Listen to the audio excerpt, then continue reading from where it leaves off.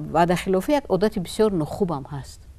اگر ما فرزند رو همین ملکه رو در وقتش نداده باشیم، ارادهش ضعیف باشد، واقعا استوار بودن در وعده اراده میخواهد. استوار بودن در وعده نیروی روانی میخواهد. اگر این چیز رو نداده باشیم، واقعا وعده به یک گپ خالی تبدیل مییابد، به یک گپ پوچ تبدیل مییابد. و این وعده خالی، این حالتی که شخصی که وعده داده است، این مشکل است. ولی تصور کنید که من به شما وعده دادم که فلان ساعت میبیایم و نه اومدم. شما که به من باور کردید، وقتتون جدا میکنید، با جای ضروری میآیید، امیدهای دارید از این وعده، زیرا شاید صحبتی در لازم بود، شاید کاری ضروری بود که باید حل میشد، ولی من نه اومدم. بعد تو زنگم نزدم، صحبت به وقت دیگر نگذروندم، آگاه نکردم. و ویران شدن روحیه شما، شکستن اخلاص شما ضربه علاوه‌ای است که به شخص وعده خلاف زده می شود. بعد از اون که اعتقاد آدمان از آدم میگردد، در ضمیر شخصی که با وعده خلاف کردن، نسبتی به وعده خلاف شده است، در ضمیر آدم یک نیروی منفی خیلی قوی بیدار می شود و اون نیرو میخواهید نمیخواهید به شما حمله ور است. این نیروهای ناآیان، حمله های ناآیان هستند که ما رو واقعا ناآیان میشکنند و خودمون خبر نمیشویم. از این رو وعده دادن و از اون بدتر قسم خوردن خیلی عمل جدی است و هر نفری که وعده میدهد، خواب خودش، خواب رفیقش و خواب جامعه، باید سری آن وعده دادگیش اندیشه کند.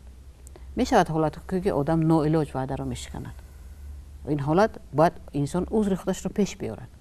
اگر که من رسیده اومده نتوانستم، حالتی پیدا شد که من امکان ندارم، حتما باید زنگ زدن، باید اون رو آگاه کردن لازم است که همون نیرویی که در داخل یک نفر دیگر میتواند پیدا شود، نیروی منفی که اون نیروی حمله کننده است، نیروی فشار آورنده است، این نیرو من خودم رو از این نیرو ایمن داشته توانم. و ما البته در صحبت تحمل پذیری گفته بودیم که آدمان رو چگونه که هستن باید قبول کنیم و اون شخصی که وعده خلافی میکند، همون خیلی که هست قبول کرده می شود در جامعه، همچون شخص خالی، همچون شخصی پوک، هم شخصی که در داخلش استواری ندارد. و طبیعی است که اگر در چنین، حتی در دایره دوستان، در دایره رفیقان، همکورسان، هم صحبتان دائمی اگر باشد و آدم خود دیر بیاد، خب بر وقت شما دیگر اون چیزور نمیشید. میگید وعده خلاف است، هم خلاص و نمیبیاد.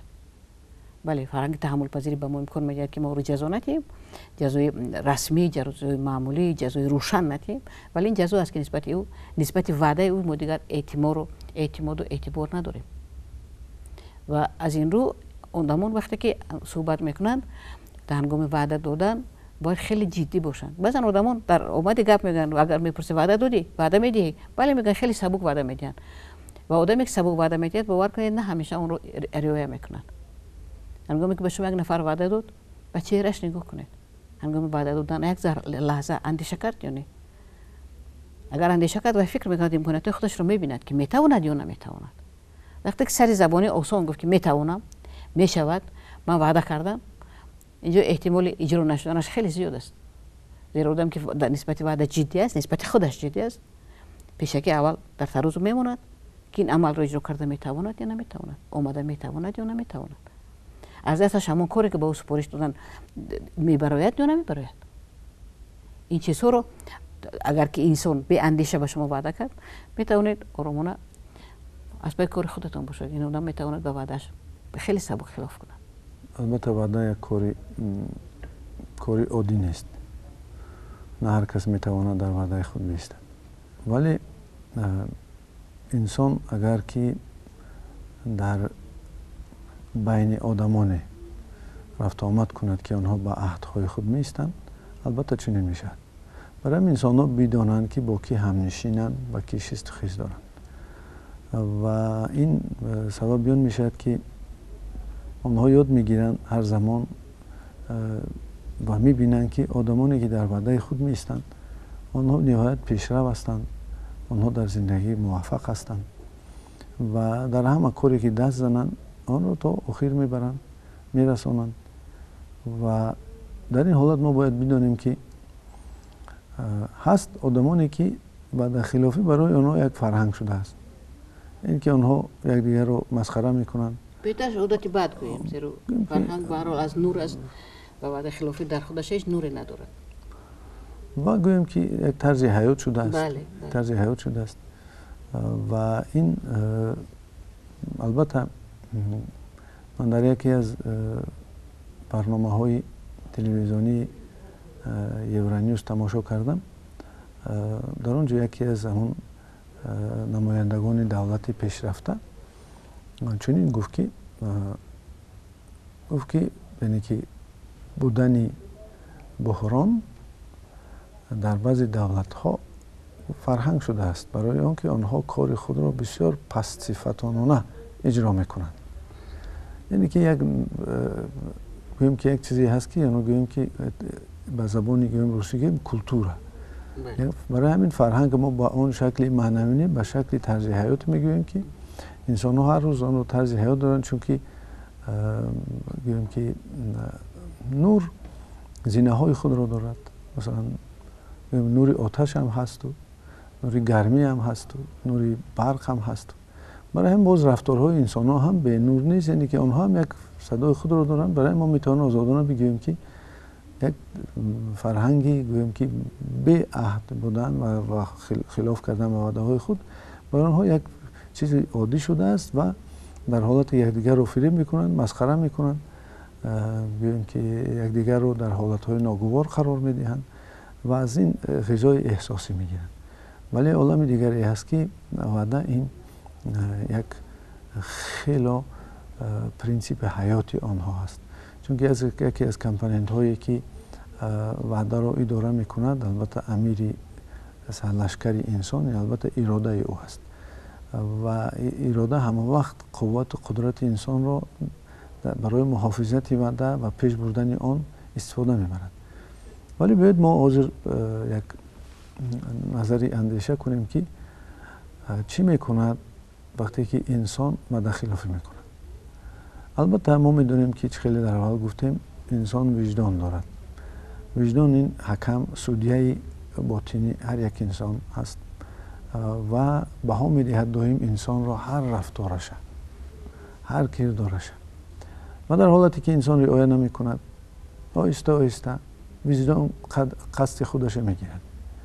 یعنی وجدان که آن زیاده از 500 میلیون حجره ها که در آن سر و کار دارند، یعنی یک فرقه کلان نیز در میانه است، زید میبراید و همه وقت انسان را فکرهای بیزار کننده یا که حالت دیپرسیوی و غضب هایی که در او پیدا میشن وادار میسازد به این یا آن رفتارهای نادرست.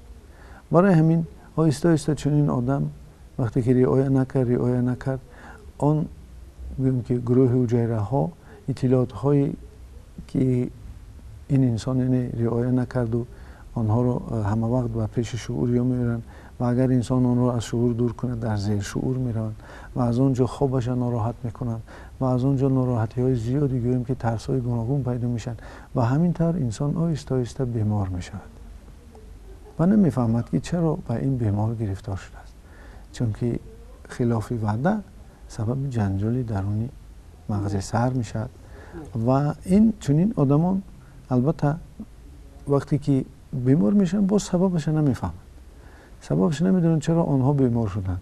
فقط روان تحلیلگر میتواند که در اینجا درک کند و این مناقشه درونی روانی را برهم زند و راههای حل آن را نشان دهد و در آینده آنها را پیشگیری کند. برای همین ما بدانیم که بعضی چیزهایی هستند که ما وعده هم ندهیم، ما که ها گوییم که آن را وعده دادیم. مثلا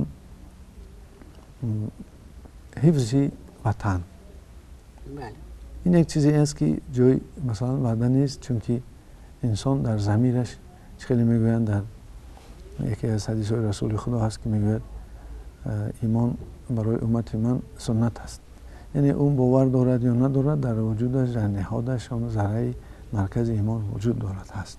برای حفظ وطن برای ما یک چیزی ارثی است که برای این مثلا البته باز که بیشعورانه هم حفظ میکنه، چون که حفظ وطن این حفظ همه عائله خود است، حفظ نزدیکان خود است، حفظ کسانی که تو برای آنها تیاری جان بدهی. برای همین باز چیز دیگری است، مثلا وعده تامین زندگی کردن. انسان ها از خودی یا که کلامش وعده نمیدهند که من وعده میدهم که فلان کارها رو میکنم، هرچند که در بعضی جاها مثلا در نکاح این چیز گفته میشد بین مثلا مرد برای اینکه تامین کردن یا که سمت اقتصادی زن. برای همین بعضی چیزهایی هست که انسان ها اینا رو ندانسته حتی بیشعورانه هم میدانند که زندگی کردن لازم است.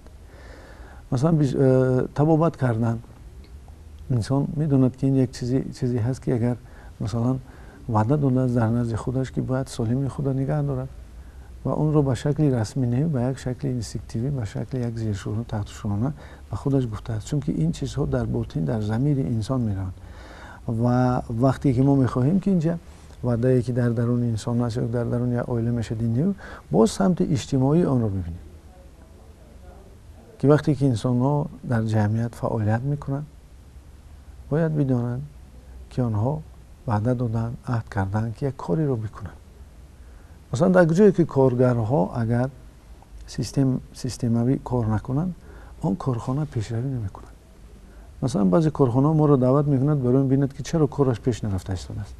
ما وقتی میریم تعلیم میکنیم میبینیم که ترتیبات ویران است، یا اینکه کار درست نمیکند، یا اینکه مثلا نارضا هست، یا اینکه گپ‌های پشتی در پس پرده‌ای هستند که سبب این شدن که کار مشکل میکنند و سری وقت راهبری لازمی، سری وقت همه آدمایی رو که مثلا سببی میگیم که بازداشت کاری آنها میشه سری وقت برطرف میکنند و اون وقت کسانی میبینند که آنها در حقیقت کار رو درست‌تر و نقص‌تر میفهمند. برای همین این چیزی ما میخواهیم که امروز جنبه وعده اجتماعی، سمت اجتماعی آن رو بگیریم که بخواهیم که جمعیت آباد داشته باشیم، بخواهیم که کارخانه ها پیشروی کنند، بخواهیم که مثلا به چیزهایی برسیم که در زمان عصر بسیار خیلی امکان است، آسان هست. برای ما باید در وعده خود بیستیم.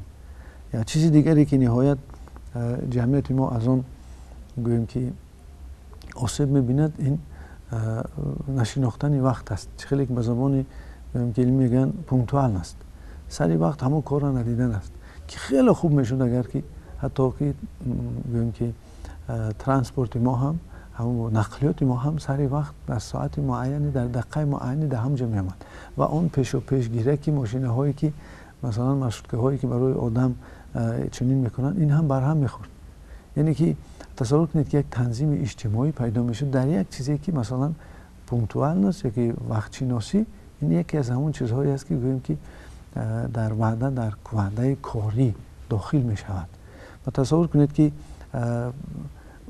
درست صفتناک کار رو کردن، خود رو شناختن، مثلا حق خود رو طلب کردن و وعده‌ای که مثلا راهبر و کی می‌دهد، گوییم که به مردم می‌دهد، به کارگران خود می‌دهد و وعده‌ای که کارگران نسبت به راهبر می‌دهند و همون پولی که آنها می‌گیرند حلال کرده می‌گیرند.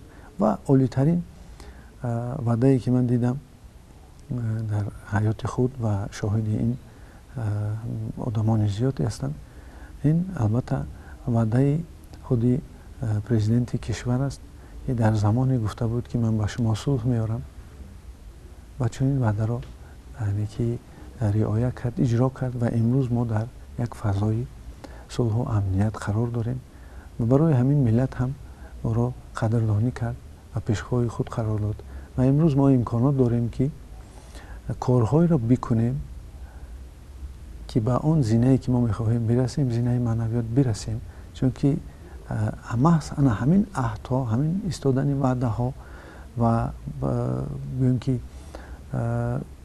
بعضی حالت میگویند که شرطنامه این وعده از پول هم بالاتر است که بعضی وقت از منفعت‌های خود هم می‌گذرند. انسان‌ها وقتی که وعده دادن سبب اون میشد که ما تیزتر رشد میکنیم، باز خوبتر و باز یک ملت خیلی هم به فرهنگ رسیم و خیلی باز به فرهنگتر میشیم و از آن مناسبت هایی که در بین خلق های جهان است که میگویند که این یا آن خلق در وعده خود نمیستد و آنها آمده سوسیولوژ های آنها، اجتماعی جمعیت شناسان آنها آمده اینجا را میآموزند. ما فکر میکنیم که یک زینه خیلی خوبی ایستادن در وعده خود رو در روخت آنها قرار میدیم، هرچند که این یک مطمئنیت ملت ما نیست که برای این کار کند، چون که هر کاری ما میکنیم این برای فایده خود ما و نزدیکان ما و کسانی که ما دوست می‌داریم است. بله واقعا چنین است. ولی اگر که از ماتریای اولی پایین‌تر فراییم برگردیم به زندگی عادی زمینی هر روزه خودمون، وعده اینجا واقعا یکی از اصول‌های تنظیم مناسبت است. مثلا دو نفر بین همدیگر صحبت کردن، سازشنامه شکل خیلی گوناگون داره. شکل‌های خطی است، شفاهی است، شکل‌های هستند مثلا الکترونی هستند، شکل‌های رسمی هستند که مدامون مهر و امضا خطی سازشنامه فقط قابل اعتبار میشه. سازشنامه بین دولت ها هستند و سازشنامه شفاهی رو ما هر روز میبندیم بین همدیگر. و وعده یکی از همون بخش اساسی سازشنامه است. ابجکتیو سازشنامه شفاهی ما اما وعده است. من فلان کار رو به عهده میگیرم، مثلا در خانه. و بعضی چیزایی که شما گفتید مثلا وعده هایی که ابراز نشدند، اینها چیزهای عمومی و چیزهای روانی هستند، ولی چیزهای وعده اجتماعی خیلی روشن‌تر است. برای که این وعده به حد اجتماعی روانی برسد، هنوز در وعده اجتماعی رو ما باید استوار کنیم. برای دادن ملکه وعده، استوار بودن در وعده، این اصول همین اجتماعیش است. مثلا کودک با کودک مصلحت میکنید، کودک 5 ساله میگه که مثلا فلان کار کن، باز چوتاگون دار، من برای تو فلان چیز میخرم. این شرطنامه دو طرفه است. پدر و مادر با کودک 5 ساله شرطنامه میبندن. ولی اگر پدر و مادر کودک بازجوی غون دارد هر سر چند وقت و پدر و مادر اون شرطی و اون وعده کردگیشان رو فراموش کنن، کودک از اونها چی رو یاد میگیرد؟ وعده خلافی رو یاد میگیرد. و من بعد اون هم بازجویش دیگر نمیخوان دارد. مثلا برای ملکه ها رو یاد دادن تربیت خیلی کار آدمان پرطاقت است. برای که اون کودک اون بازجویش خون دارد، کودک طاقت جمع کردن ندارد. برای صبر نمیرسد. تو پریشان کرده است ولی وقتی جمع کن میگید این کار دیگر است، این کار است که مغز قبول نمیکند. و همون استیمولیزاسیون، همون چیزی مثلا هوسمند گردانی شما که مثلا برای یک خند وعده کردید یا گفتید تماشا میبرم یا نمیدونم میگم بازی دیگر میخرم، گفتید همین چیزی است که به خاطر این اون کودک اون کار میکند و ملکه استواری در وعده رو یاد میگیرد. و هنگامی که در من بعد وقتی که با این فرزند شما قدم به قدم رشد میکنید، هم شما رشد میکنید و هم کودکتون رشد میکنید، این کودکی برای شما موافق، آسان کلان میشود، زیرا وقتی که با کار رو میسپارید لطان پر است، وعده کرد اجرا میکنند. و در مناسبت زن و شوهری هم در اکثر حالات ها آدمان با وعده هایی که در خانه به فرزندانشون به همسرشون دادند استوار نیستند. فکر میکنند که خیلی میلش هیچ گم نی، آدم خودی است میفهمد، آدم خودی است طاقت میکند، آدم خودی است میبخشد. ولی این معنی نداره که ما باید وعده ها رو استوارتر بگیریم، اول نسبت خودمون و بعد نسبت نزدیکانمون. آدم خودی آدم عزیزترین ما است. آدم خودی شخصی است که من با اون یک عمر تکیه کردنم لازم است. و اگر دوستی من است فقط به خاطر اینکه من رو دوست می‌دارم و دوستی من است، همسری من است فقط به خاطر اینکه می‌دونم که به خاطر اجرای نشدن یک وعده از بهره من نمیبرد، من اگر عزت نفسی رو پایمال کنم، اگر احترام وعده خودم رو در نزد خودم قبول نداشته باشم، احترام او رو هم به نظر نگیرم، طبیعی است که در این گونه عائله ها همون اینسترومنت، همون دستگاه پیشروی کار علاقه ضعیف می شود. بهترین اصول تربیت، بهترین اصول با تنظیم در آوردن زندگی هر روزه ما هنگام اطراف وعده های خودمون فکر کردن ما است. پیش از دادن وعده باید اندیشه کنیم و هنگامی که دادیم، در مقوله عربی است الوعده و دین، یعنی وعده به قرض تبدیل می‌یابد و شما رو عهده‌دار می‌کند. شما خودتان عهده‌داری رو به ذمه گرفتید، من وعده می‌دهم گفتید، من قول می‌دهم گفتید. در مو یک عبارت دیگر هم هست، میگن که آدم همه جاش حرام، زبانش حلال، قولش حلال، وعدهش حلال. انسان قول داد، انسان وعده داد، به ذمه گرفت. یعنی وعده یک چیز ضعیف جزئی که نظر نگیر هم نیست. وعده هویت انسانی ما رو به وجود می آورد و اون رو رشد می دهد. وگرنه ما می توانیم همه گونه زندگی کنیم. البته ما همچون انسان به دنیا آمدیم و روز همچون انسان از بین می رویم، ولی در کدام درجه انسانیت ما قرار داریم. وعده همین گونه یک اندیکاتور بسیار خوب است که ما رو می سنجد که ما همچون انسان رشد کرده ایم یا نه. و طبیعی است که مردمی که از روی مردم با انتظام هستند، مثلا وعده قول مثلا افیتسیر در армияи рус, дар фарҳанги миллати рус чиз қавли офитсер ва қавли тоҷир хеле қавли ҷиддӣ буд. Он аз қасам болотар буд. ва касе ки чунин ваъда медод, слово офитсера мегуфтанд ё слово купца мегуфтанд, яъне он кор аллакай амалӣ шудааст. одамо комилан боварӣ доштанд. вале имрӯз дар давраи зиндагии имрӯзаи мо бисёр чизҳое аст ки мо баъзе чизҳои арзишҳои болои ҳамин ваъдаро фаромӯш кардаем. ва ман гумон мекунам ки замоне расидааст ки ба қадри ин арзиш бирасем, онро барқарор кунем, то зиндагимон басомон шавад, то зиндагимон қадам ба қадам дар рушди худаш бо як танзими муайяне бошад. вагарна вақте ки ба ваъдаҳо хилоф мешаванд, ана ҳамин танзим, ана ҳамин як раванди мушаххаси ҷобаҷо шуда аз байн меравад. ҳамон қолат мешиканад ва зиндагӣ бе қолат, бе танзим, бе ягон қоида, чун мошине ки вайрон аст, гоҳ пеш меравад, гоҳ қафо меравад, ҳамин хел ҳаракат мекунад ва табиӣ аст ки рӯзгор ба он осудагӣ ки мо орзу дорем расидан наш мушкил аст. рӯзгори ҳаррӯзаи мо агар ба ваъдаҳои худамон устувор набошем. البته من فکر میکنم خیلی موضوعی که ما امروز بررسی کردیم اثرات خود را میرساند. مردم بیشتر به عهد و پیمان و وعده های خود باز یک بار دیگر نظر میکنند که آنها چی وعده دادند. شاید میبیند در نزدیک خود فرزندان خود را که آنها لایق زندگی خیلی خوب هستند، با پدر و مادر خود بنگرند و آنها لایق خیلی شرایط خوب ساختن هستند و هر کسی که وقتی که وعده میدهد و اون در قلبش جا میشد که من خودم، نزدیکان خودم، کسانی رو که دوست میدارم برای آنها زندگی میکنم و به نظر میگیرم البته امنیت و که فرهنگ ملی خود رو، این کسها رو تمامی فرشتگان، تمامی طبیعت، تمامی آدمانی که در اطراف او هستند کمک کننده هستند. بله. و وقتی که شما دیدید که مردم تیارند شما رو کمک کنند، وقتی شما یک از یک چیز میپرسید که میرید آنها تیارند که شما رو کمک کنند، شما همین چیز حس کردید، فهمید که آنها وعده شما رو حس کردند. و اگر انسان در ضمیرش نیت‌های بد یا که از روی دیگر چیزها باشد، عمل‌های او که سببیتش، آن وقت مردم همه وقت سری راه او میشوند. بله. و امروز فکر میکنم که برای ما و شما فرهنگ وعده این در ارثیت ما و شما هست. خوب است که آن را رعایت کنیم و سبب رشد ما و زندگی ما شود و در آینده دستاوردهایی کنیم که از آن اشک شادی بریزیم. باقی سلام. واقعا چنین است. در واقع اگر بازم برگردیم به فرهنگ عجیب خودمون، به ادبیات بی زوال خودمون، اونجا خیلی چیزها رو از این موضوع پیدا کردن ممکن است. حالا ما یک بیت پیش نظرم به خاطرم اومد. مکن وعده، اگر کردی وفا کن، طریق بی وفایی رو رها کن. هنگام وعده دادن احتیاط باشید، با دقت باشید و اگر وعده کردید در وعدهتان استوار باشید. به شما روزگار آباد و در وعده هاتون استواری تمنا داریم. تا برنامه آینده در اینجا برنامه ما به انجام رسید.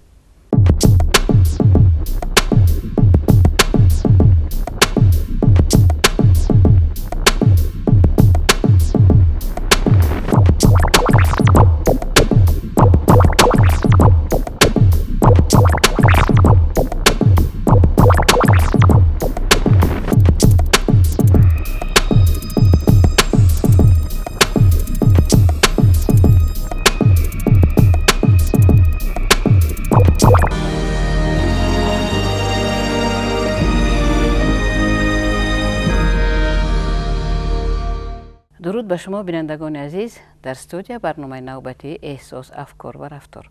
چون همیشگی من هستم مریم دولتوه، در خدمت شما و همکار گرامی من محمود کبیر.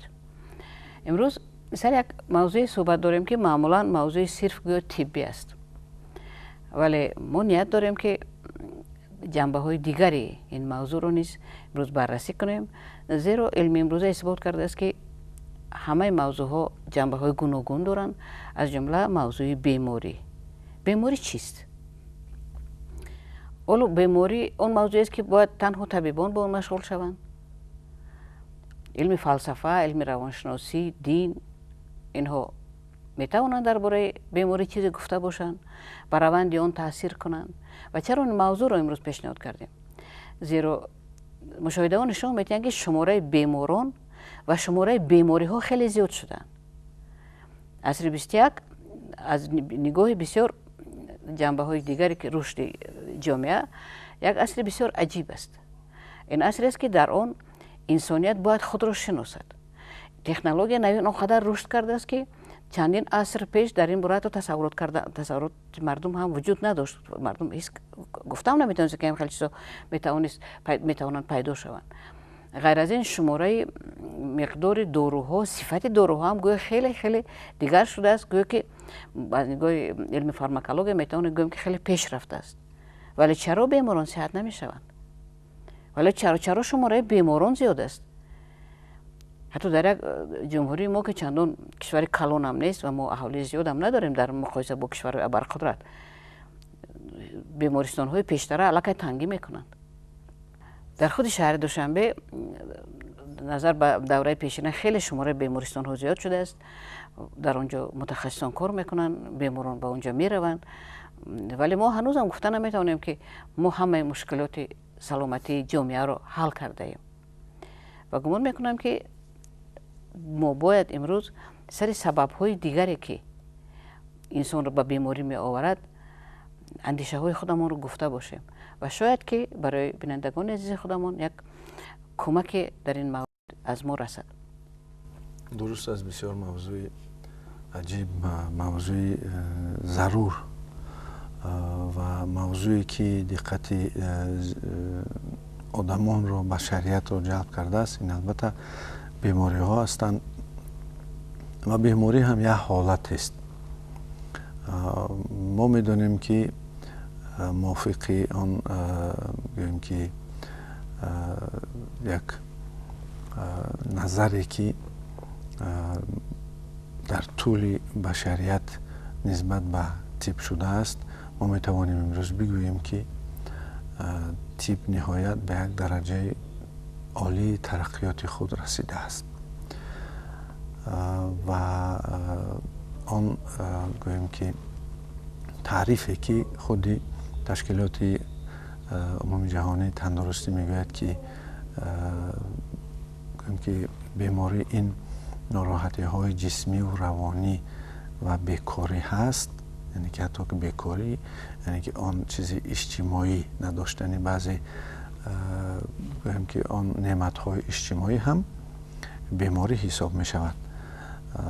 و البته بیماری هم در طول هستی بشر آمده ایستاده است و بیماری هم یک زینه های اِوولوشنی انکشاف خود را دارد که مثلا در بیماری ما آنها را پتمرفاز میگوییم، عوض شدن خاصیت و صفت های همون عامل های بیماری یا که آن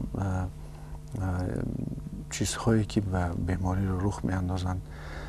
و همین طور معلوم می شود که بیماری یکی از حالت هایی است که هر یک انسان می تواند در آن بود و ما چنین تعریفی آن را پیشنهاد کرده ایم که بیماری این ناراحتی های بدن، احساس های منفی، فکرهای ویران، یعنی که فکرهایی که قوه ویران کننده دارند، روانی غیر واقعی، شخصیتی که در جمعیت مکان خود را نیافته است، طبیعت نامعتدل و روحی ناانکشاف یافته رو بیماری گفتن ممکن است. درست است، واقعا درست گفتید که و سازمان بین المللی تندرستی هم در این مورد تعریف خود را دارد، ولی تعریف آن از تعریف طبی اندک فرق دارد. مثلا تندرستی در نگاه طب نبودن بیماری در جسم است، ولی سازمان بین المللی تندرستی میگوید که تندرستی این حالت معتدل اجتماعی، روانی و جسمانی انسان است. یعنی دو جنبه دیگر هم سازمان بین المللی تندرستی علاوه میکند. و اگر از نگاه به طور عمده بگیریم، به بیماری نظر دین خیلی مهم است. در دین اگر که ما اندیشه های صوفی دینی رو بگیریم، نه خرافات رو، در بعضی حالت‌ها در بعضی دین‌ها اندیشه است که بیماری این جزای خداوند است به بنده‌اش. ولی اگر که عمیق‌تر نگرید از روی تعلیمات علمی دین‌ها نگرید، اگر میگن که این امتحان است، این سنجش خداوند است برای این یا اون بنده، و حتی میگن که مهربانی خداوند است. یعنی خداوند بنده‌اش رو با این اون رو قوه روانی میدهد. بله، از گناه توزه میکند و قوه روانیش رو بیشتر میکند، زیرا هنگامی که ما از مانعه ها میگذاریم قوی تر میشویم. و بیماری هم یک نمودی مانعه ها است. از این نگاه، اگر نگاه فلسفه دین نگرید، از نگاه تیپ بیماری چی است؟ بیماری ویران شدن نظم معتدل جسم است. جسم سالم یک نظم معین خودش را دارد. شما سحر یا یک وقت معین بیدار میشید و بردم بیدار میشید، از خواب سیر شده بیدار میشید. این بیدار شدن آدم سالم. مثلا با معده گرسنه بیدار میشید و غذا خوردن میخواهید. خود گرسنه ماندن این نشانه سالمی بدن است که اعضای هاضمه خوب کار میکنند و تا سحر وقتی که معده و روده خالی میشه، انسان طلبات غذا خوردن رو حس میکند. داشتن اشتهای خوب مثلا، این هم نشانه سلامتی است. آدم بیمار اشتهای خوب ندارد. داشتن تلاش حرکت کردن، مثلا جوانان یا کودکان وقتی که میبینید آنها خوب زیاد دارن و همیشه حرکت کردن میخوان. کودکان رو در یک جا شنونده نمیشود. اگر کودک سالم باشد یکش درد نکند، این کودک همیشه میدود، میجهد، بلندی برآمدن میخواد، یک چیز گرفتن سنجیدن میخواد، یک چیز ریزاندن میخواد، یک چیز شکستن میخواد، بوزشهاش مثلا درون بیرونش سنجیدن میخواد. همیشه در عمل است، در فعالیت است. این نشانه، همه اینا نشانه هستند که در جسم این انسان خواه کلام باشد خواه خورد بیماری نیست، زیرا تلاش حرکت، طلبات حرکت این نشانه سالمی است. مثلا سر وقت خواب بردن، آدم سالم برابر که سرش به بالش میرسد خوابش میبرد، در دوام روز آنقدر که ضرور است خوابش رو صرف میکند و هنگام به بستر در آمدن علاقه جسم روان آماده خواب است و خوابهاش هم آرامن. خوابهای مخشوش نمیبیند، نمیشه از خواب بیدار نمیشود و از این روز سحر باز هم بردم بیدار میشد. این نشانه های تندرستی هستند و همه این، اگر این نشانه ها نباشند پس جسم، همون نظم جسم علاقه ویران شده است، خراب شده است. ولی بیماری از نگاه روانشناسی هم یک تعریف های خودش رو دارد. برای چی آدمان بیمار میشوند؟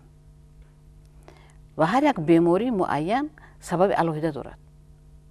در روانشناسی امروز یک بنام پسیخوسوماتیکا یک جریانی است که او مخصوص سبب‌های روانی بیماری را می‌آموزد و این علم خیلی علم خوب است از آن نگاه که اگر ما آن را دانیم، بیماری را هنوز در زمانی که حتی پیدا نشده است ولی میتواند پیدا شود، احتمال پیدا شدنش است، در همون دوره میتونیم پیشگیری کنیم. زیرا ما در صحبت‌های پیشتر گفته بودیم که اندیشه ها، افکار، احساسات گوناگون میتوانند به این یا آن منوال به جسم انسان ضرر رسانند و واقعا آدمانی که وقت خوش دارن، احساس پاکیزه دارن، روشن دارن، افکارشون پوزیتیو است، مثبت است، نیکاندیش هستند، آنها نظر به دیگران دیرتر کسل میشن، کمتر کسل میشن و چیزی بهتر دیگرشون است که زودتر صحت میشوند.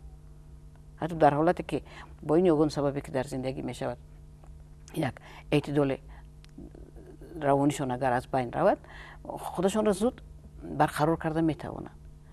پس چی باید کرد که همه انسان ها همین مسئله رو از خود کرده توانند و نه اینکه بیمار شوند و به نزد دکتر روند، ولی وقتی به نزد دکتر میرم داروها، طبابت ها، معالجه های گوناگون وجود دارند و احتمال صحت شدن ما خیلی زیاد است، ولی بهتر از اون است که ما بیمار نشویم.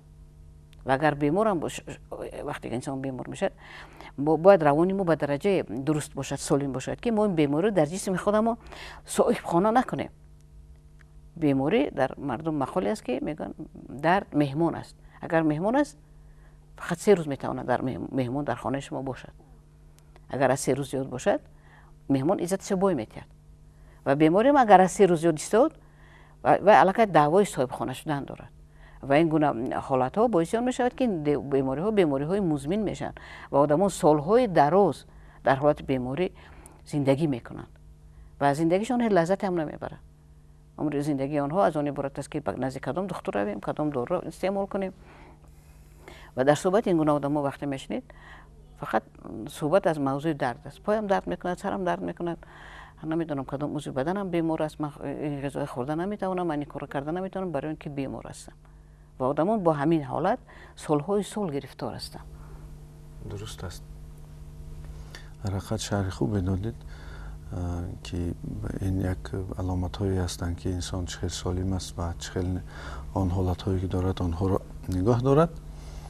و ما اگر به طول تاریخ نگاه کنیم وقتی که آدمان به مشکلات ها گرفتار میشدن، از آن جمله که ما آنها را همچون بیماری میگوییم، و آدمان سالهای اول خیلی عمر کوتاه داشتن.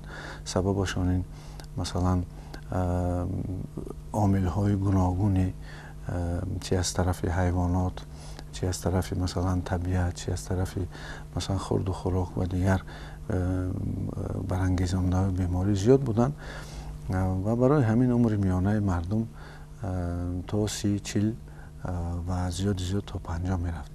و در اینجا کسانی بودن که معیوب میشدن و آنها با مشکلات یعنی که گرفتار شده نمیتوانستند کارهای دیگر کنند. آنها دانش‌های همین طبی را جمع میکردند و دانش‌های طبی را جمع میکردند و آهسته آنها میدونستند در این حالت یا آن حالت خیلی شکار میکردگی ها، کار میکردگی ها را اون اهل قبیله خود را، قوم خود را کمک کنند. و سرچشمه گوییم که طب در این حالت همین آدمانی بودند که خودشون با مشکلی گرفتار شده بودند یا تجربه داشتند و به مردم کمک میرساندند. سرچشمه دیگری بزرگی که اطلاعات طبی میدادین پیامبران بودند، کسانی که از شوری کیهان انتخاب میشدند و آنها دانش‌های میدادند این یا آن خاصیت‌های رستنی گیاه که چیزهای طبیعت از قسم‌های حیوانات و آمیخته آنها را که سانیتر آن را علم کیمیا گفتند استفاده می‌بردند و خبر می‌دادند. و همینطور با کسان دیگری که عقل تیز داشتند و شعوری آنها، ذهن آنها خوبتر بود، این دانش‌ها را جمع می‌کردند، ضم می‌کردند و آنها را استفاده می‌بردند و گویم که آن سرکرده های همون قبیله ها با آنها امتیاز ها میدادند تا اینکه بعضی کارهای را کنند. همینطور پیدا شدند طبیبان و هر یعنی که طبیبان در اول ها آن چیزی که زیان میرساند آن رو همچون زهر، همچون چیزی بد میگفتند و آن چیزی که منفعت میرساند آن رو همچون دارو میگفتند. و همینطور دانش آنها زمانی بود از طب اینستینکتیوی بود، میدونستند که چی چیز با آنها منفعت دارد. ولی وقتی که انسان گوییم که یک مباشرت پیدا کرد به یک دیگر، زبان پیدا شد، آن وقت طب شفاهی، طب دهنکی خلق پیدا شد. و آن آهسته وقتی که انکشاف یافت و از طب دهنکی خلقی تا حال ما میدونیم که خب میگویند که بیرون کردن قواهای بد است، همون جن پیشگونی که میگویند تا حاضر هست، انا همون دوره طب دهنکی خلق اومد که چنین میگفتند، اندیشه داشتند که قوای بد رو که وارد بدن شده است آن را باید بیرون کرد با گرفتن خون، با مثلا گرسنه‌نشینی، با خواندن عزایم و بعضی کارهای دیگری که آدم به حال و احساس مخصوص می آورد. وقتی که حالی او عوض می شد، ما در چوکچه های مثلا یکوتی هم می بینیم، در مثلا خودی ابریجین های زلندیای نو می بینیم، در افریقای این هم می بینیم، در امریکای های مثلا لاتینی این هم می بینیم و از اون جمله در ما هم هست. و این عقیده بود و چون عقیده آمد بعد ثانی‌تر این وقتی که گویم که تحلیل علمی از زمان زردشت آمد که میگفت که این دنیا از 4 چیز عبارت است و همینطور آتش، هوا و خاک را همچون یک عامل های طبیعی پیدا کردن و آن را پسانتر پدر طب گرفت و 4 عنصر، یعنی که آن به 4 مایع مبدل شد: خلیریک، سنگوینیک، ملانخولیک، فلگماتیک، یعنی که 4 نوع رو برآورد و ثانی‌تر این آمیخته شد به گویم که 2 تا طب اندیشه های بزرگی، چی آریایی و چی یونانی، و در اسلام یک برخورد شدند و از حساب این دو تمدن یک سمت دیگری تیبی گویم که آن را تا آن وقت میگفتن خانه بغداد، خانه حکمت بغداد. و تا آن وقت ما میدونیم که در خود فارس زمین در آریایی ها بود گنج شاپور و ما میدونیم که حکمت یونانی ها سمت های گوناگونی مثلا تیب ها بودن و همین طور همه این یک جایه که شد در زمان فیودالی عقیده های نو پیدا شدن و آن را به درجه عالی و سیستم کرد فرزند ملت بزرگ ما ابوعلی ابن سینا که ما آن را اعلان کردیم همچون اساسگذاری طب کلاسیکی فارس و تاجیک و حتی شرق هم گفتن میتوانیم، چون که این انسانی بود که چی طب خیتایی چی طب هندویی چی گوناگون طب ها را گرفت و سیستم کرد و ما آن را بیدار کردیم و این طب خلقی تاجیک را ما طب کلاسیکی تاجیک نامیدیم. اساسگذارش ابوعلی ابن سینا گفتیم، کتابش القانون گفتیم، نظریه آن را نظریه مجاز گفتیم که 9 مجازی که سینا ایجاد کرد و اساسهای علمی آن را ما عصبهای سیمپاتیکی و پاراسیمپاتیکی گفتیم که قواهای انگیزنده و بازدارنده دارند. همین طور طب از آریایی همین طور پنج شد و به طرف هندوستان رفت و طرف خیتای رفت و با کدام سمتی که پهن نشد 4 عنصر در آنجا بود یا که در آن یکی علاوه کرده بودند یا گرفته بودند، یعنی 4 عنصری گوییم که آریایی آتش، هوا و آب و خاک. انا همین سمت متریالی مادی تیپ شد که تا حال دوام دارد. نام پسانتر تنه را آموختن و حاضر میدونیم که جایی نیست که بدن را ناموخته باشند و داروهای زیادی فارماکولوژی پیدا کردن، تاثیرات های فیزیوتراپیوتی، ولی وقتی که وارد شد به این سمت مثلا طب اسلام نبوی، سبب آن شد که سمت دیگری این طب سمت معنوی آن رشد کرد و اساسگذاری طب کلاسیکی معانی فارس و تاجیک را ما ابوبکر الرازی اعلان کردیم، چون که با کتاب خودش که طب معانی گفته یک رساله خوبی در آن نوشته است. همین طور یعنی خلق ما در طب نهایت دیواری بزرگی ساخته است و بسیار نابغه های بزرگ داده است و امروز هم شکرانه که زمان استقلالیت است دولت ما وطن ما توانسته است که یک سیستم خوبی طبی را برای خدمت رسانی مردم پیشنهاد کند. درست است، سیستم البته هست ولی متاسفانه سیستم ها در سرتاسر جهان هستند، سیستم گوناگون هستند، علم خیلی پیش رفته است، ولی اگر که ما برگردیم به سر یک نفر تنها، یک انسان علاهیده که با دردهای خودش گرفتار است و تاثیر سیستم را نمیبیند. داروهای قیمت بها و خیلی ارزشمندی که امروز استحصال کرده می شوند در اکثر حالات ها از یک طرف منفعت میبخشند، از طرف دیگر آدم بیمار میکنند، زیرا زمینه اساسیش این کیمیا است و جسم انسان اون را هضم کرده نمیتواند. یکی از جسم های اساسی انسان جگر است و همه گونه داروهایی که تاثیرش کیمیا زیاد است خون و خواه جگر را از کار میبرد. شما میتوانید یک زخم خورده که دستتون را تبابت کنید و در نتیجه جگرتون بیمار شود. از این رو من گمان میکنم که با سبب‌های دیگری هم آموختن لازم است. ما باید طرز افکار ما چنین باشد که کار به بیماری نرسانیم. درست است. زیرا پروفیلاکتیکی هست. بله. متاسفانه طب امروزه اساساً طب تجارتی است. طب تجارتی چه خصوصیت دارد؟ برای طب تجارتی هرچند خیلی چی میگن تضاد انگیز است ولی دکتر منفعت دار است که بیمارش صحت نشود. دکتر منفعت دار است که بیمارش هر چقدر زیادتر باشد. اهالی هر چقدر زیادتر بیمار شوند هم برای صنعت فارماکولوژی هم برای صنعت طب منفعت نکتر است. این دو به هم دیگر زیسته نمیتوانند. یعنی وظیفه دکتر طبابت کردن نیست، وظیفه دکتر یک دوره معین درد را تسکین دادن است و وظیفه داروها هم همین است.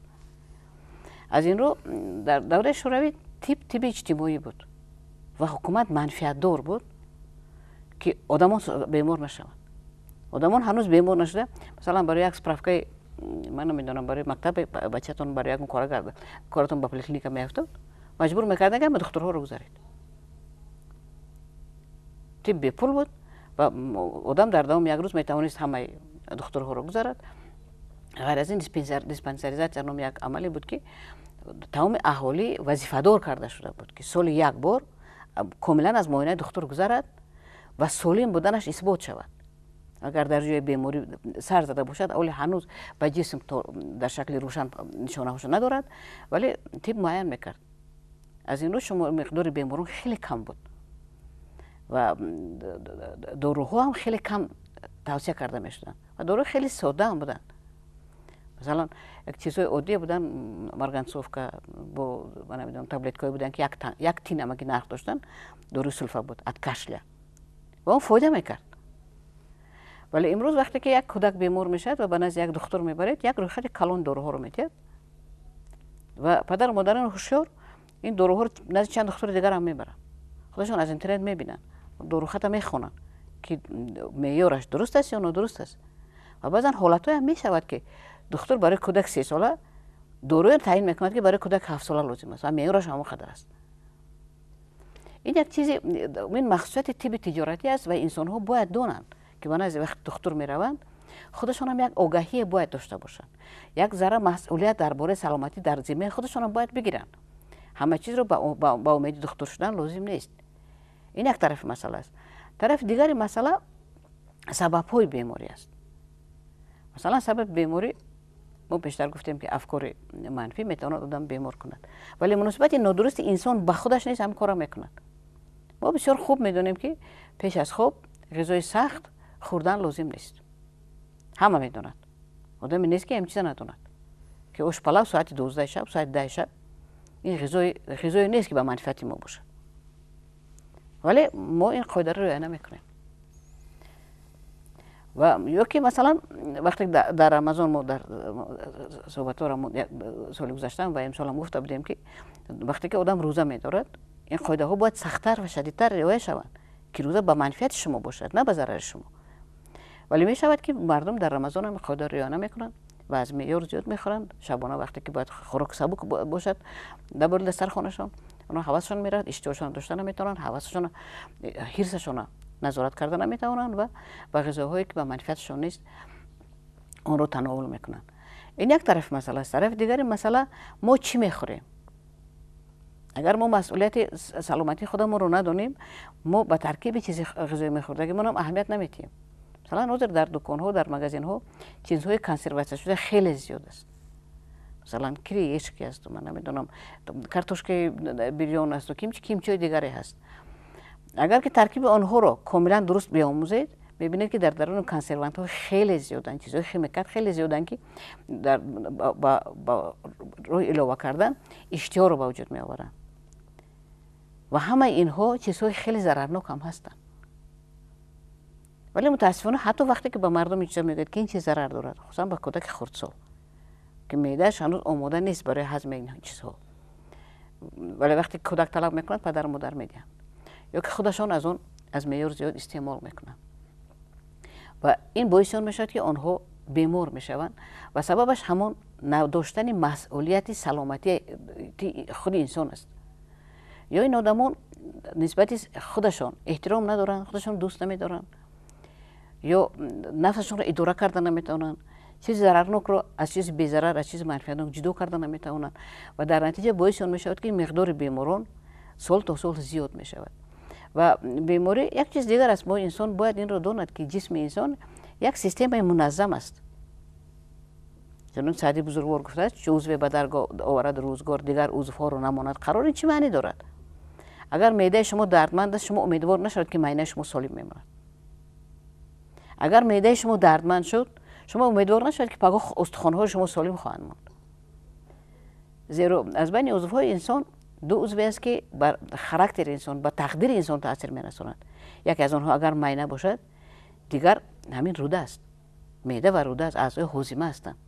زیرا غذای ما خاراکتر ما رو، تقدیر ما رو، کیفیت ما رو معین می‌کند. غذا بسیار چیزهای ما رو در ترکیب انسان می‌تواند دیگر کند و اون می‌تواند هم سبب بیماری باشد و هم سبب سلامتی باشد اگر که ما اون رو درست استفاده بریم. و این چیزی است که اگر که ما امروز خودمون برای خودمون معین نکنیم من گمان میکنم که زیاد شدن بیماری ها یگان چیز به رسالت خودش به فلسفه خودش نیست. اگر بیماری در جامعه زیاد شد پس در جامعه مسئولیت کم شده است. مسئولیت نسبت به نگهداری سلامتی نسبت سلامتی خویشتن. بله، هرچند ما میگیم که درباره طب تجارتی من گفتم، بله این طرف مسئله هست. طب تجارتی و تجارت در همه مورد درآمد میخواد. ما گفتن نمیتونیم که در تاجیکستان این شکل دیگر است، در جای دیگر شکل بهتر است. در همه جا حال همین است. فقط هستن البته کلینیک ها دکترهای خوبی هستن که میتونن با مبلغ زیاد همون طبابت رو به شما دهند، ولی کفالت اون که بعد یک سال شما سرنو بیمار میشوید نیست. زیرا این کفالت انسان تنها خودش به خودش داده میتواند. بهترین دکتر فقط توصیه داده میتواند. دکتر نمیتواند به جای شما طرز زندگی شما رو دیگر کند. شما وقتی که از بیمارخانه میرید به خانه تو، دکتر توصیه دکتر ادعای نکردید، شما سرنو بیمار میشوید و میتواند گوید که این بیماری تقدیر من است، ولی این همون تقدیر است که در دست خود شماست. انسان در مسئله تندرستی میتواند بسیار مسائل را خودش آسان حل کند اگر هم مسئله مسئولیت شناسی و مسئله تلاش به دست آوردن معلومات دانش ها درباره سلامتی را استفاده برد. زیرا امروز توسط اینترنت، توسط مجله ها، روزنامه ها هر روز اطلاعات خیلی زیاد میگیریم درباره تندرستی، ولی ما اون رو استفاده برده میتوانیم یا نه؟ درست است. همین در حقیقت بسیار خوب گفتید که زمانه البته زمانه دیگر شده است و بسیار چیزهایی که حالا بعضی هنوز در بعضی جاها هنوز در مثلا کارخانه های طبی دولتی هنوز مسئله گذاشته شده است که به پول یعنی که رایگان خدمت رساندن است. البته این چیزا دیده میشه البته از طرف دولت جبران شده ایستاده است، ولی آهسته آهسته چون زمان گذریش بود آهسته آهسته عصر 21 میشد و البته انسان ها برای سلامتی خود البته آدمان شعور سلامتی که پیدا کردن معرفت طبی البته مبلغ جدا میکنن و همون کوشش و همون چیزهایی که مثلا دولت برای میکند که صرف بیهوده نکنند صرف کاری کنند همش به اون روانه است که انسان باید در دو چیز مبلغ گذاری کند اگر میخواد زندگی خود سازد. یکی این سلامتی است، دیگری این معلومات. یعنی برای همین آهسته آهسته دوره گذریش است. البته ما دیده ایستادیم ولی این مکانیزم خوبی طبی در جمعیت ما گذاشته شده است. هر یک کوچه، هر یک خانه، هر یک عائله یک دکتری عائلوی که ادوکت طبی خود را دارد. انا همین زوینای یکمی هست که باید در همین زوینای اول باید مناسبت درست شود.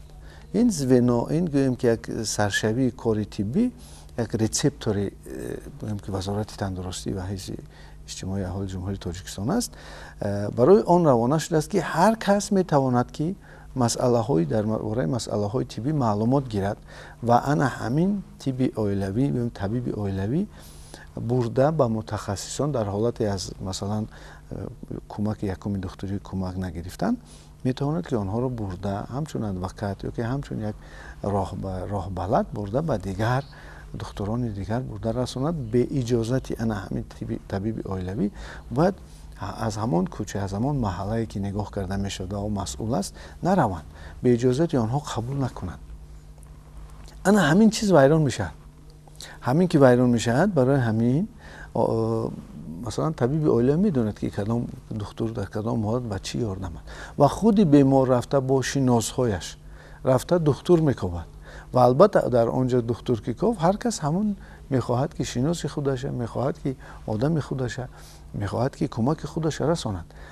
در حالت رعایت انا همین زوینای یکم آن وقت کمک درست میشد و هر کس میتواند دکتر خودش یابد. این یک مسئله است. مسئله دیگر البته بسیار جایها بسیار مکانیزم های گذاشته شده است که میتونن کمک کنن مردم رو که رایگان هم دارو بگیرن و هم رایگان طبابت کنن، ولی وقتی که این رو سوء استفاده میبرن یعنی که کوشش میکنن که همه وقت مثلا چیزی ارزانتر آسانتر بگیرن البته این بر زیان خود آنها هست و آن وقت پورا نمیگیرن طبابت را. مسئله سوم این تا آخر نبردن طبابت است. مثلا دیگه ببینید که مردم چی میگوید که با دکتر میلیسا خدا نبرد تو. گفتم معناش این که چرا که فکر میکنن که همین دو سیستمی که دوستی مردم هستن دوستی مردم و نادرست که اینها را استفاده میبرند یا که از طرف مثلا کارمندان این دو سیستم چه دکتر و چه میلیسا شاید یک قبیحی شاید یک نبودن حرفگی پروفسیونالیسم که دیده نمیشد اون وقت دلشون از کلی سیستم میماند که این نادرست است. این دو سیستمی است که بسیار به خلق دوست هستند و اینها کمک کننده و آسان کننده کاری مردم هستند. و در این حالت البته باید بدانند که هنگامی مثلا بیمار شدن یا که یک مشکلی افتیدن طبابت تا آخر برند. مثلا طبابت اول این تشخیص ماندن است، چون تشخیص معین شد دکتر موافق آن طبابت میکند، سوم عصبش ساز میکند و چهارم ریابیلیتاسیا، یعنی احیا یا که گوییم که خودش برقرار کنی که در سیستم ما متاسفانه سوست استفاده برده میشه. و این که نیز بعد این پنجم زینه باید رفته دم گیرد. چرا ما امکانات ها داریم مثلا در مبلغ ناچیزی این آدمان رفته در آسایشگاه ها دم گیرن، ولی چون آسایشگاه میره اونجا هم دکترها هستند ممکن نیست.